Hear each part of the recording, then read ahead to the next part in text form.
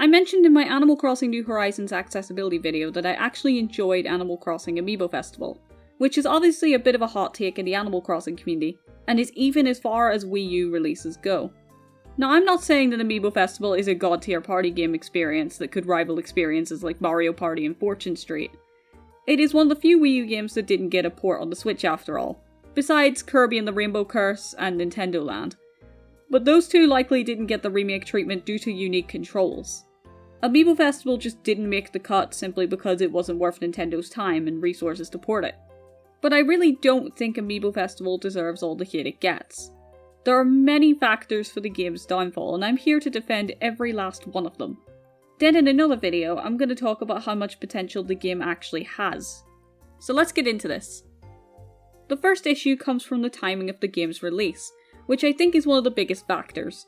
In order to get a better understanding of how timing can be important here, I think we need to look at the timeline for when all the previous Animal Crossing games were released. So the first Animal Crossing was localized and released in the US in September 2002 for the Nintendo GameCube. For English-speaking countries, this was their first taste of Animal Crossing, so there were no expectations for a sequel. Japan got a GameCube version in 2003, but due to the Japanese release on the N64 in 2001, let's be generous and say that it was released in 2001. At this point, there are no expectations for future installments in the series, since it's only the first one. Moving on.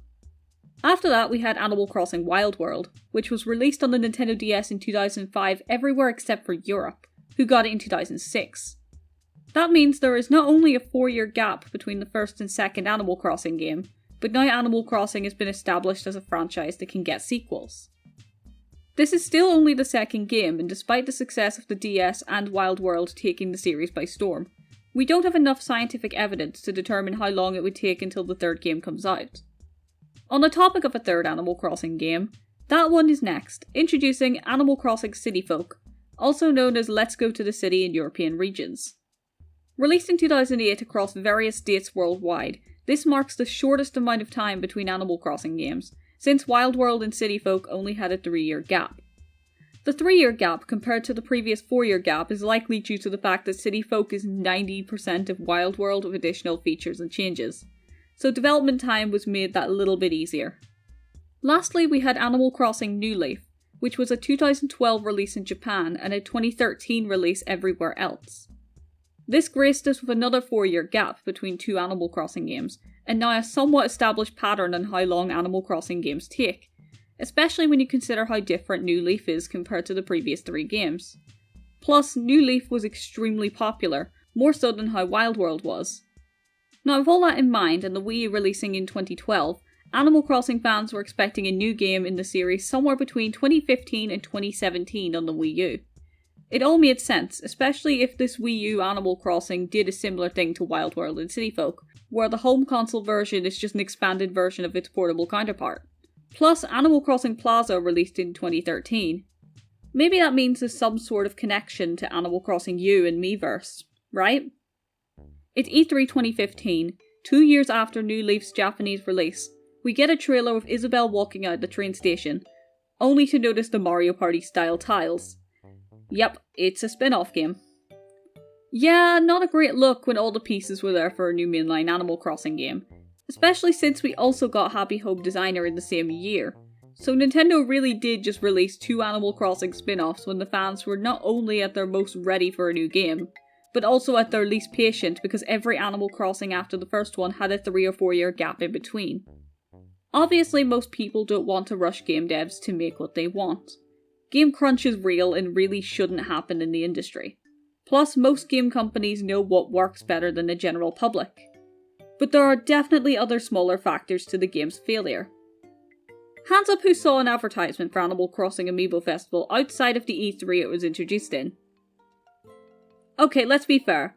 Hands up who saw an advertisement for Animal Crossing Amiibo Festival outside of the 3 online trailers Nintendo showed. Slightly more hands, but still not ideal. Now, Nintendo was never good with advertising Wii U games. We were lucky if Nintendo advertised the successful Wii U games.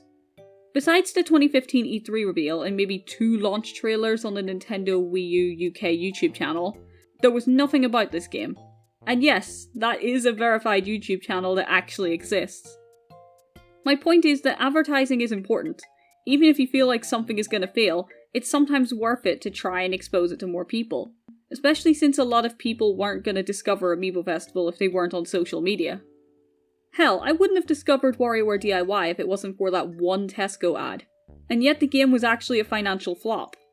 Imagine how bad it could have been had they treated it the way they treated Amiibo Festival. I'm not saying they should go out of their way to advertise an Animal Crossing spin-off on the Super Bowl or something, but I definitely do think there should have been more care in its advertising. One problem with that though, which brings me to my next point.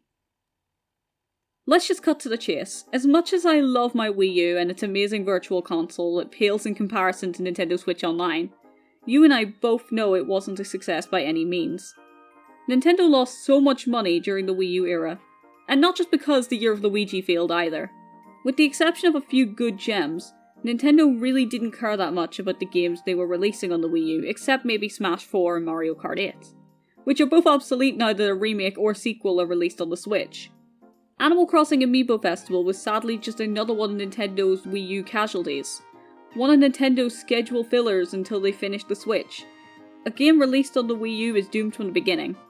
Which isn't Amiibo Festival's fault, but when it's Nintendo's only Animal Crossing related thing on the console besides Animal Crossing Plaza and a re-release of Wild World, it's gonna leave a mark. Maybe Nintendo was onto something waiting until the Switch to release the next mainline Animal Crossing game after all. People complained about New Horizons' lack of charm, but imagine if it was under the restrictions of the Wii U. Speaking of things that didn't sell great, Animal Crossing Amiibo. Fans of the series wanted these from the beginning and we did get them, but at what cost? With the exception of New Leaf after the Welcome Amiibo update, Happy Home Designer and New Horizons, plus the Isabelle Amiibo specifically for Smash, those adorable pieces of plastic weren't getting much use. So that should make Amiibo Festival more appealing since it uses them a lot, right? Wrong. The way Amiibo Festival integrated it wasn't great. Basically, you have to own at least one Animal Crossing amiibo per person to even play the game and get past the title screen. So it swayed in the other direction completely. It didn't help that Mario Party 10 did the exact same thing in the same year in a side mode. The only difference here is that what was a side mode in Mario Party 10 was the main premise in Amiibo Festival. As much as I want to defend Animal Crossing Amiibo Festival, I think this criticism is actually justified for this point. And this is coming from the person who bought all the Animal Crossing figures and have them proudly displayed on my desk. I actually think they both played a part in hurting each other's success. The in-game use of Amiibo definitely hurt Amiibo Festival. Meanwhile, the failure of Amiibo Festival made the Animal Crossing line of Amiibo less appealing because it didn't have any other purposes. It didn't hurt the black market for Animal Crossing Amiibo cards though, that's one thing for sure. Animal Crossing fans can be scary in more ways than one.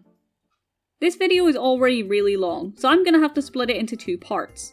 We already focused on the logical reasons why this game flopped so badly, but the next part will focus on me actively defending it and the ideas it had that I actually really liked.